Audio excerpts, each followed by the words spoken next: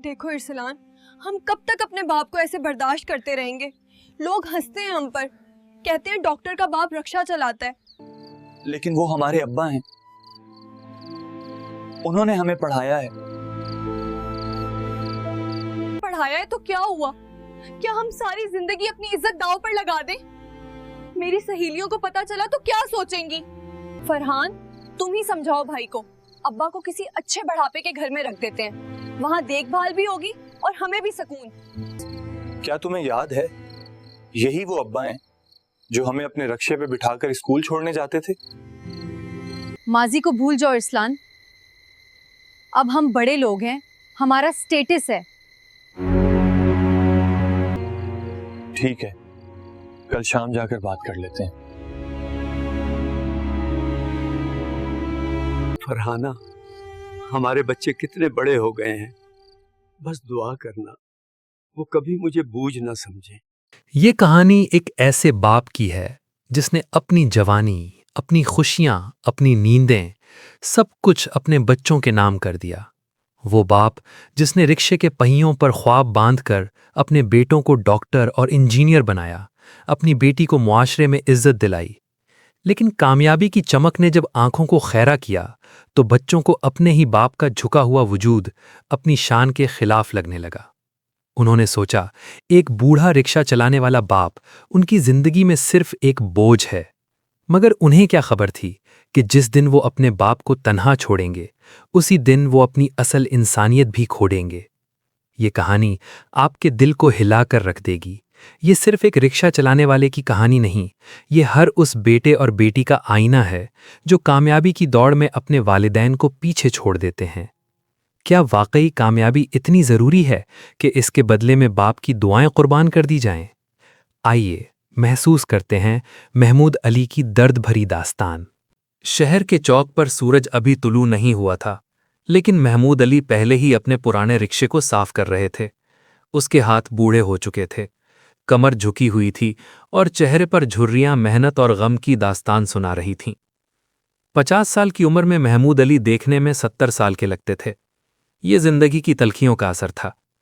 आज से 15 साल पहले उनका एक छोटा सा घर था, एक मोहब्बत करने वाली बीवी फरहाना और 3 मासूम बच्चे। बड़ा बेटा अरसलान, बीच का बेटा फरहान और सबसे छोटी बेटी ज़ैनब। लेकिन एक रात ने सब कुछ बदल दिया।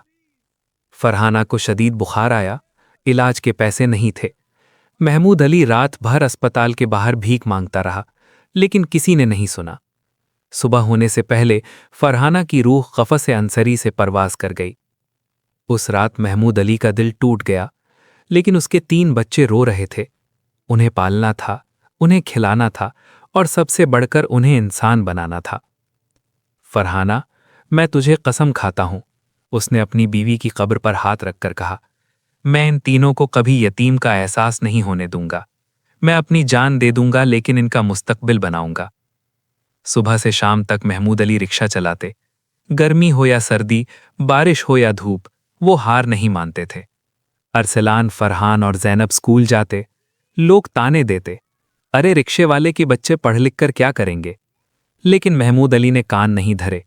वो रात को बच्चों को खुद पढ़ाते।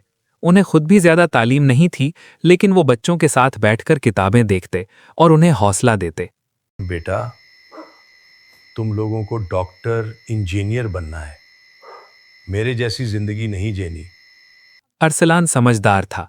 वो रोते हुए कहता, अब्बा, आप क्यों इतनी मेहनत करते हैं? मैं स्कूल छोड़ देता हूँ, आपके साथ काम करूंगा। मेरे बेटे, ये तुम्हारी जिम्मेदारी नहीं, तुम स्कूल जाओ। कभी कभी रात को तीनों बच्चे सोते तो महमूद अली अपने रिक्शे के पास बैठकर रोते। उनके हाथों में छाले थे, कमर में दर्द था, लेकिन दिल में एक उम्मीद थी। साल गुजरते गए। अरसलान ने मेडिकल का इम्तिहान पास किया। शहर भर में उसका नाम आया। लोग हैरान थे, रिक्शे वाले महमूद अली का बेटा डॉक्टर बन गया, बहुत हैरानी की बात है, मैं यकीन नहीं कर सकता। महमूद अली की आंखों में खुशी के आंसू थे। उसने अपने रिक्शे को बोसा दिया, शुक्र है मेरे अल्लाह, तूने मेरी मेहनत रायगा नहीं की। फिर फरहान ने इंजीनियरिंग में दाखिला लिया और ज़ैनब ने MBBS में एडमिशन हासिल कर लिया। लोग महमूद अली को मुबारकबाद देते, लेकिन वो मुस्कुराते हुए कहते, ये मेरी नहीं, इनकी मेहनत है। लेकिन सच्चाई ये थी कि महमूद अली ने अपनी जिंदगी का हर लम्हा, हर पैसा, हर ख्वाब इन 3 बच्चों के लिए कुर्बान कर दिया था। अरसलान डॉक्टर बन गया, उसे एक बड़े अस्पताल में नौकरी मिल गई, फिर उसकी शादी हो गई एक अमीर घराने की लड़की से। शादी की रात महमूद अली अपने पुराने कपड़ों में एक कोने में खड़े थे। बारात वालों ने ताने दिए, ये दूल्हे का बाप है, रिक्शा चलाने वाला। अरसलान की बीवी महरीन ने शादी के बाद कहा, देखो, मैं नहीं चाहती कि मेरे दोस्तों को पता चले कि मेरे ससुर रिक्शा चलाते हैं। अरसलान ने सर झुका लिया। फिर फरहान इंजीनियर बन गया, उसे एक मल्टीनेशनल कंपनी में नौकरी मिल गई। उसने भी एक आला खानदान में शादी कर ली। ज़ैनब ने डॉक्टरी मुकम्मल की और एक अमीर बिजनेसमैन से शादी कर ली। तीनों बच्चे कामयाब हो गए। उन्होंने बड़े बड़े घर बनवाए, गाड़ियां खरीदीं। लेकिन महमूद अली अब भी उसी पुराने चौक पर रिक्शा चला रहे थे। पहले अरसलान महीने में 1 बार आता था, फिर 2 महीने में, फिर 3 महीने में, फिर सिर्फ ईदों पर, फिर ईदों पर भी नहीं। फरहान को अपनी बीवी की बातों ने ऐसा जकड़ लिया कि वो बाप को देखने में शर्म महसूस करने लगा। ज़ैनब के शौहर ने साफ कह दिया, मैं नहीं चाहता कि मेरी बीवी एक रिक्शे वाले से मिले, लोग क्या कहेंगे। क्या बात है। महमूद अली अकेले रह गए। एक दिन अरसलान की बीवी ने कहा, सुनो, तुम्हारे अब्बा को बढ़ापे के घर भेज दो, वहां उनकी देखभाल हो जाएगी। अरसलान ने पहले इनकार किया, लेकिन फिर जिंदगी की मसरूफियात ने उसे इतना घेर लिया कि वो भी सोचने लगा, शायद यही बेहतर है। फरहान और ज़ैनब ने भी इसी बात की तायीद की। एक शाम तीनों बच्चे मिलने आए। महमूद अली बहुत खुश हुए। उन्होंने सोचा कि बच्चे आखिर याद करके आए हैं। लेकिन अरसलान ने कहा, अब्बा, हमने सोचा है आपके लिए एक जगह का इंतजाम कर देते हैं। कैसी जगह? महमूद अली मुस्कुराकर बोले, वो बुढ़ापे का घर है, वहां आपकी अच्छी देखभाल होगी। हम आपके पास नहीं रह सकते, हमारी बीवियों को ऐतराज है। महमूद अली का दिल टूट गया, लेकिन उन्होंने कुछ नहीं कहा। ठीक है बेटा, जो तुम लोग मुनासिब समझो। उस रात महमूद अली ने अपने पुराने संदूक से कुछ कागजात निकाले। उनमें तीनों बच्चों के पैदाइश के सर्टिफिकेट थे, उनकी पहली तस्वीरें थीं, स्कूल की रिपोर्ट्स थीं। वो इन कागजात को चूमते रहे और रोते रहे। अगले दिन महमूद अली को बुढ़ापे के घर पहुंचा दिया गया। वहां कमरे साफ थे, खाना ठीक था, लेकिन वहां मोहब्बत नहीं थी। महमूद अली का दिल अपने पुराने रिक्शे के लिए तड़पता था। वो रिक्शा जिसने उसकी जिंदगी भर साथ दिया था, अब किसी कोने में पड़ा होगा। 3 महीने गुजर गए, किसी ने मिलने नहीं आया। 6 महीने गुजर गए, एक फोन भी नहीं आया। महमूद अली की सेहत बिगड़ने लगी। वो दिन रात अपने बच्चों को याद करते और रोते। एक दिन उनकी हालत बहुत खराब हो गई। अस्पताल पहुंचाया गया। बुढ़ापे के घर के मैनेजर ने अरसलान को फोन किया, आपके वालिद की तबीयत बहुत खराब है, जल्द आ जाएं। अरसलान सर्जरी में मसरूफ था। फरहान बैरूने मुल्क मीटिंग में था। ज़ैनब के बच्चे की सालगिरह थी। कोई नहीं आया। अस्पताल में महमूद अली की आंखें बंद होने लगीं। उन्हें अपनी जिंदगी की तमाम यादें नजर आने लगीं।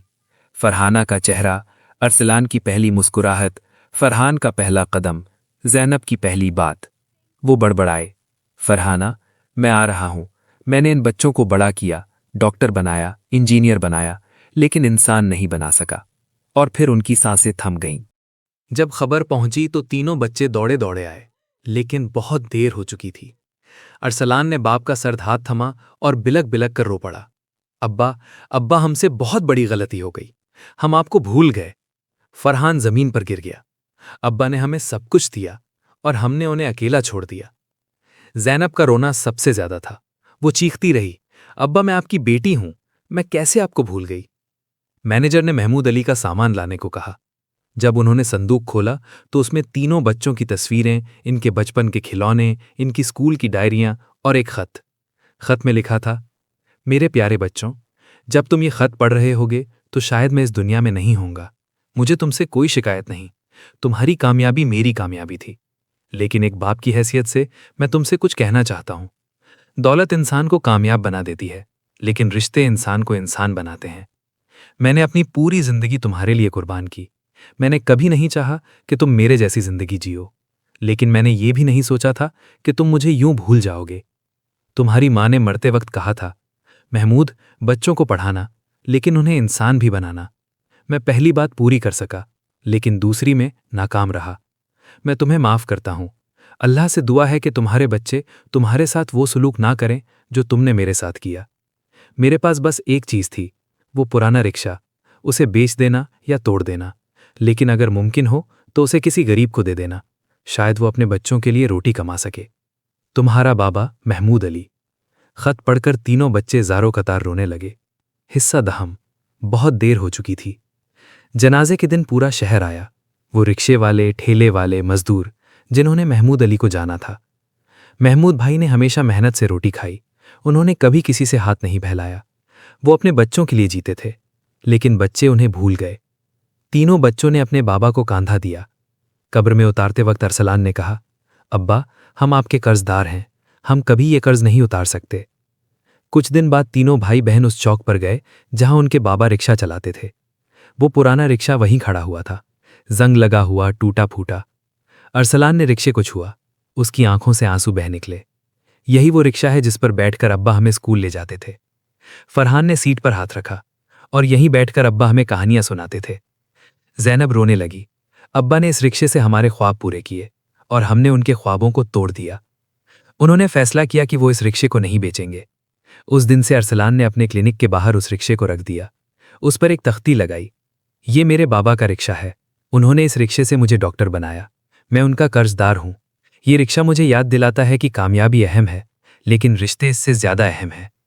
हर दिन सैकड़ों लोग उस रिक्शे को देखते और अपने वालिदैन को याद करते। तीनों बच्चों ने अपने बाबा के नाम पर एक फ्री क्लिनिक खोली।